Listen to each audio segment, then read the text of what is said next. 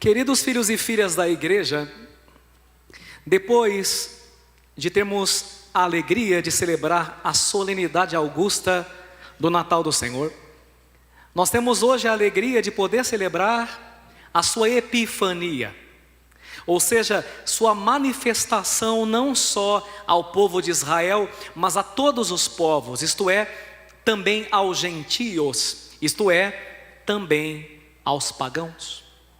O menino Deus é o elo que liga os homens e as mulheres de todas as classes, raças, tribos e nações. Por isso lemos hoje, não sem razão, na primeira leitura, portanto, a começar pela primeira leitura, no versículo 3, nós temos essa profecia, vamos projetar ali, e vocês me ajudam. Os povos caminham à tua luz, vocês, e os reis ao clarão de tua aurora. Ok. Depois nós cantamos no Salmo, agora há pouco, que está escrito abaixo, as nações, toda a terra, de adorá-lo, ó Senhor. Lemos também, na segunda leitura de hoje, no versículo 6, os pagãos são admitidos à mesma herança, são membros do mesmo corpo, vocês? São associados à mesma promessa em Jesus Cristo, por meio do Evangelho. E no Evangelho, magos vindos do Oriente, ou seja, declaradamente pagãos, vêm visitar o menino e Nossa Senhora, a fim de adorá-lo e lhe trazer presentes. E aqui nós já temos, portanto, a nossa primeira implicação do dia de hoje. Ao longo dos séculos, homens e mulheres trilharam caminhos diferentes, caminhos diversos, cada qual com sua bússola moral e ética, cada qual ao seu bel prazer. Mas agora, por causa desse menino que é Deus, se dirigem para uma única meta e todos são chamados a fazerem parte da única família de Deus. Cumpre-se assim neste menino a profecia solenemente feita por Isaías, no capítulo 53, versículo 6, vamos colocar lá, olha que bonito isso, né? Esse menino nos uniu, cada um andava para um lado, olha que interessante, todos nós andávamos desgarrados como ovelhas, vocês seguíamos cada qual o nosso caminho. Que mais? O Senhor fazia recair sobre ele o castigo das faltas de todos nós. Como todos os raios de uma roda, quanto mais afastados do seu eixo, mais distantes ficam uns dos outros, assim também os homens e as mulheres, quanto mais afastados do menino, mais distantes, mais separados ficarão uns dos outros. Quero que coloque lá na tela, por favor, uma roda para nós, vamos ver se consegue pôr lá. Olha que interessante, veja, você olha uma roda, você tem o eixo dela, né? Que é aquele ponto fulcral, aquele ponto preto, e você tem os raios. Os raios são as pessoas, são as tribos e as nações. Olha que sabedoria. Quanto mais o raio se distancia do seu eixo, mais separadas as pessoas ficam, né? Quanto mais se aproximam do eixo, mais elas se cruzam, mais elas se unem. Bota mais uma para mim, por favor. Olha que interessante. Este menino é quem dá coesão, é quem dá unidade à família de Deus. Temos mais uma? Se tiver seria bom, mas não tem problema. Eu desencaixei o pneu de uma bicicleta. Vem aqui, traz para mim. Deixei uma criança sem bicicleta hoje, ó. Traz aqui, já que não tem ali, eu boto aqui.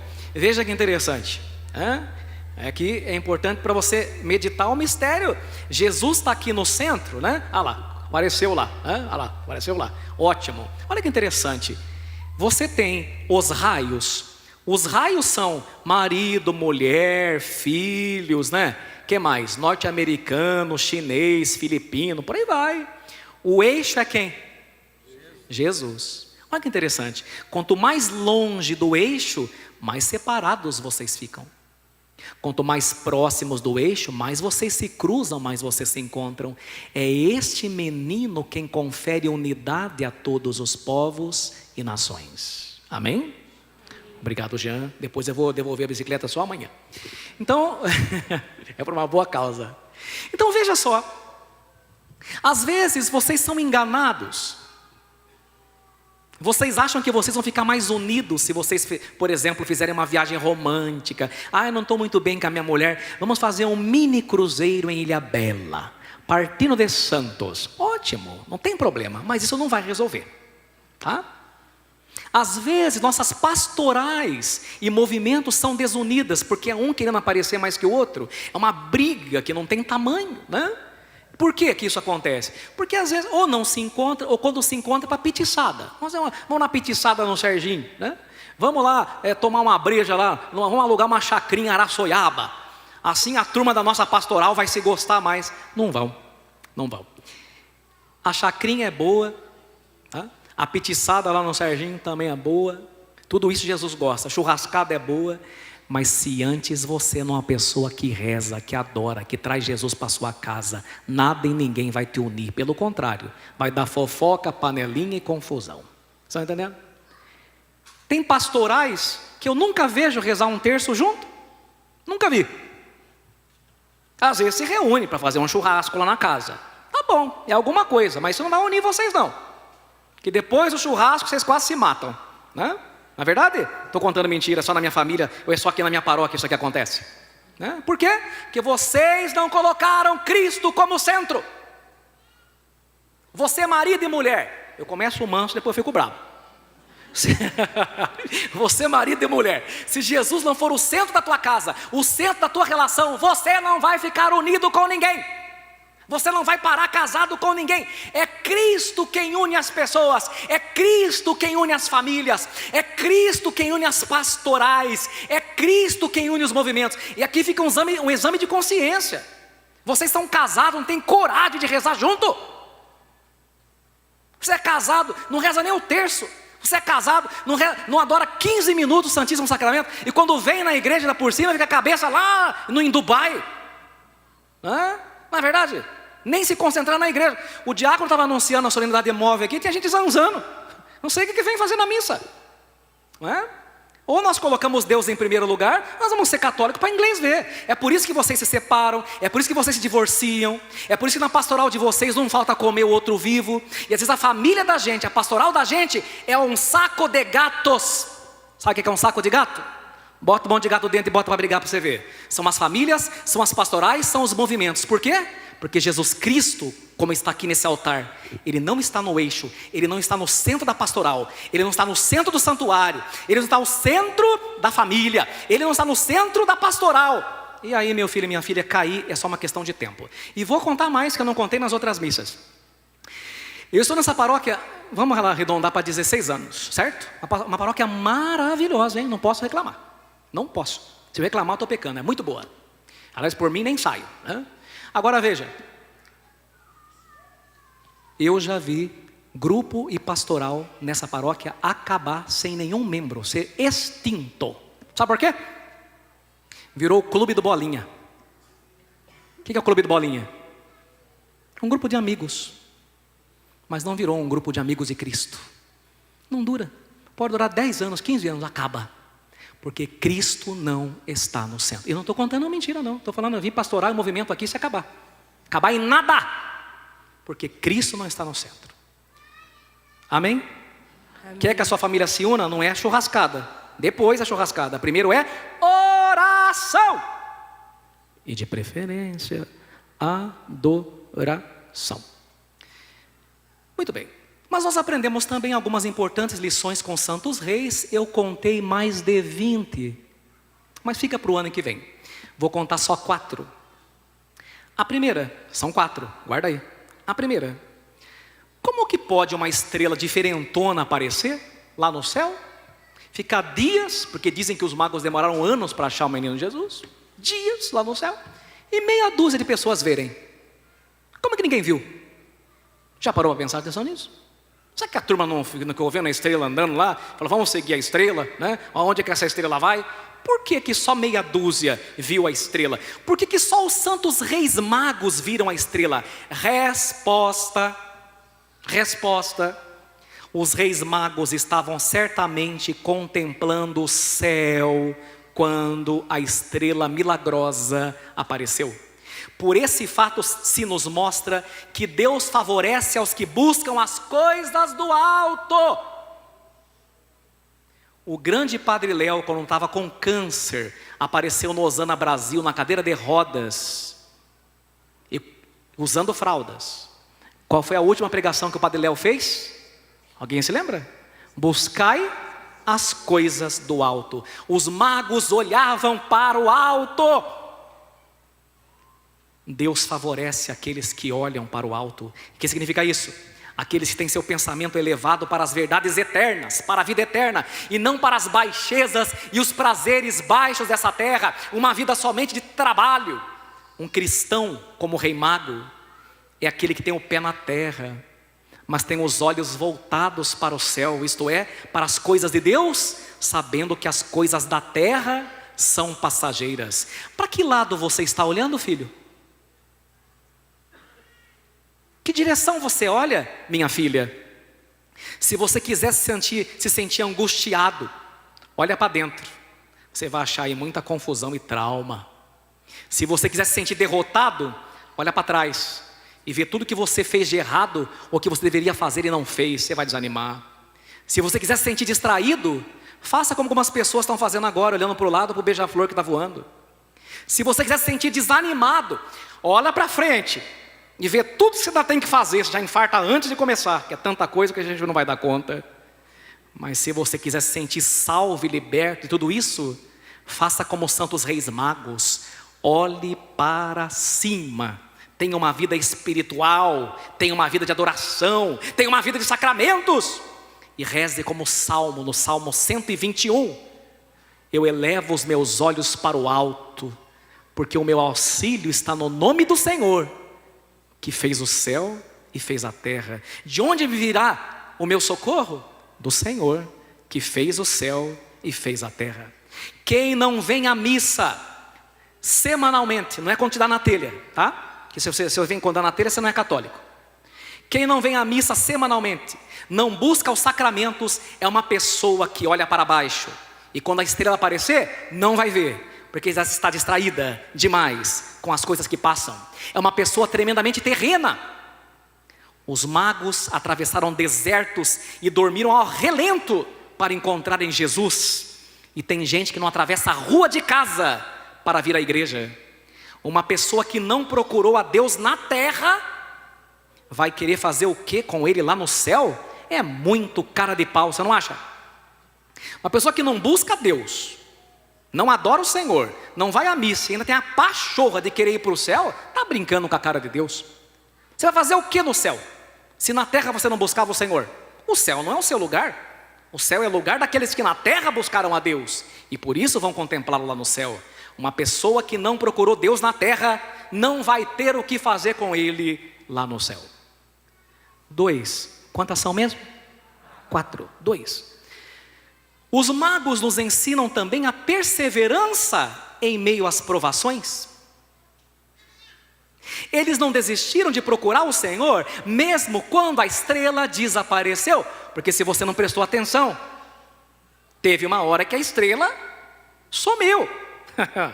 Poderiam pensar que Deus havia abandonado, que era tudo uma ilusão, que era tudo uma fantasia, que era tudo um sonho, mas não, confiaram na providência divina.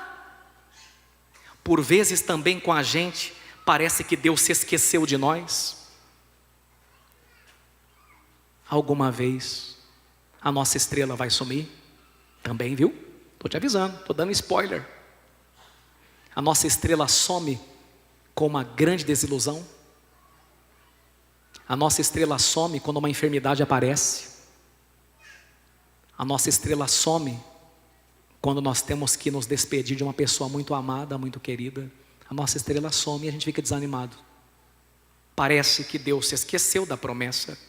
Parece que Deus se esqueceu de nós e não se lembra mais daquilo que nos prometeu. Parece que Deus nos deixou no meio do caminho porque a nossa estrela sumiu. Mas isso não é verdade. Se perseverarmos como santos reis magos, veremos de novo a estrela da promessa.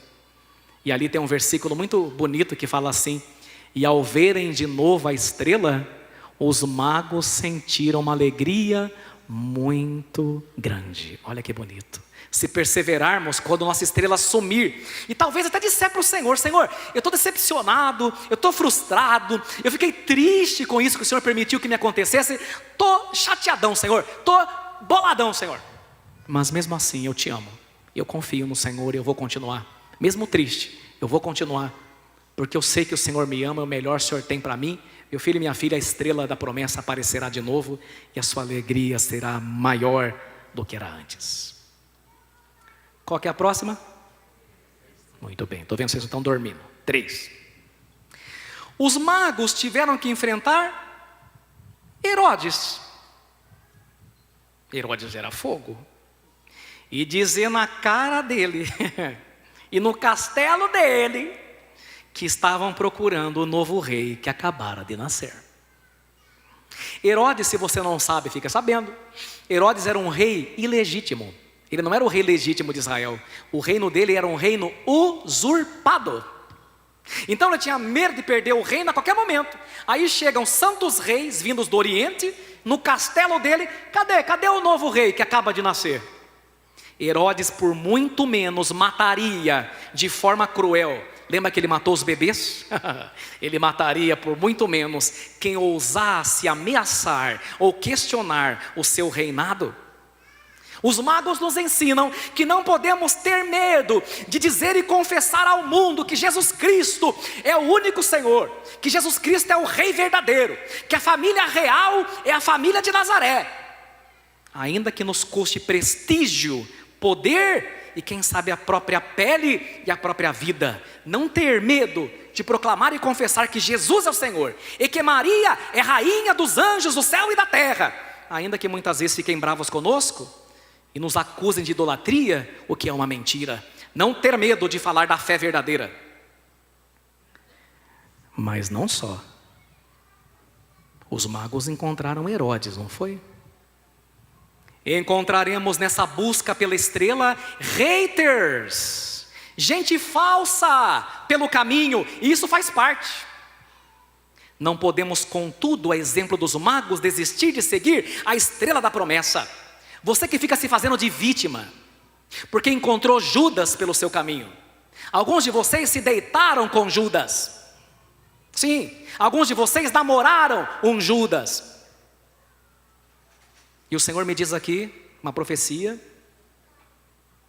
alguns de vocês fizeram sociedade com Judas, e foram passados para trás, foram roubados, e você muitas vezes fica melindroso, melindrosa, se fazendo de vítima. Eu te digo, se Jesus teve um Judas à sua mesa, nós também em algum momento da nossa vida vamos ter,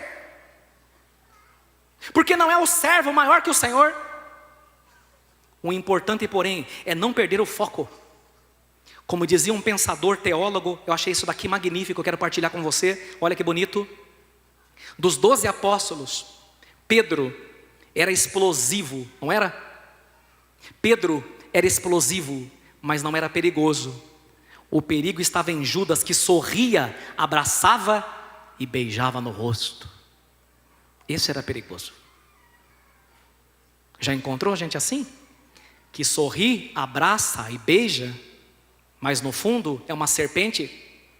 Encontraremos gente assim pelo caminho, mas isso não deve fazer a gente desistir da estrela guia, da estrela da promessa, das promessas que Deus tem derramado e professado para com a nossa vida. Herodes e Judas, queridos filhos, fazem parte do caminho, mas todos eles tombarão, todos eles. Como Herodes tombou, como Judas tombou, o Senhor permanece fiel, e aqueles que nele confiam permanecem fiéis também. Judas tem tempo contado, Herodes tem tempo contado, mas os que esperam e confiam no Senhor têm suas forças renovadas. Não fique triste, faz parte, mas é para o seu crescimento, é para tentar desviar você da estrela, mas não desista, persevere como santos reis e o Senhor certamente te recompensará.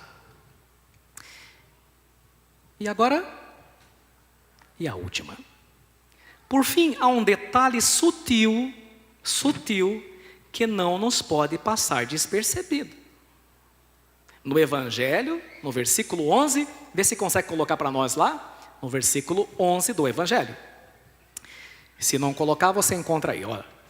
Quando entraram na casa, viram o menino com Maria, sua mãe. Continua você. Ajoelharam-se diante dele e adoraram. E depois?